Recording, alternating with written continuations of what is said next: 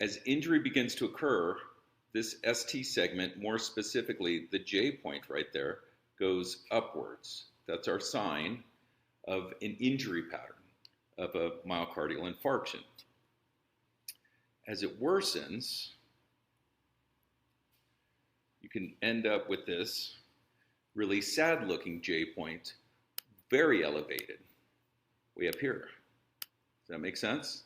And so now you have obvious J point elevation that we call ST elevation, ST elevation, and that's our sign of injury. As this worsens, it can even get to a point where it starts to look like this.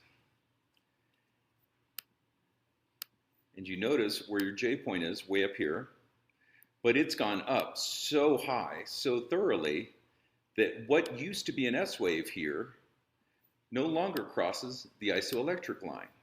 And remember, for it to be a waveform, it needs to cross below this isoelectric line.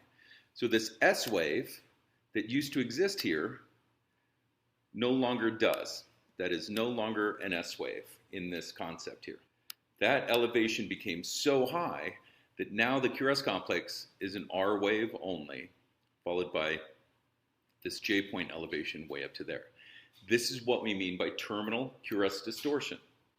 That terminal QRS distortion is this degree of ST elevation that pulls us up so high that the S wave no longer crosses the baseline, and so thus it no longer acts, it no longer is an S wave.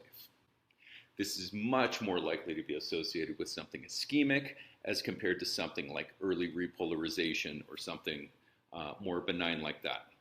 And so thus, terminal QRS distortion can be a very strong, very profound sign for coronary artery disease and acute coronary syndrome.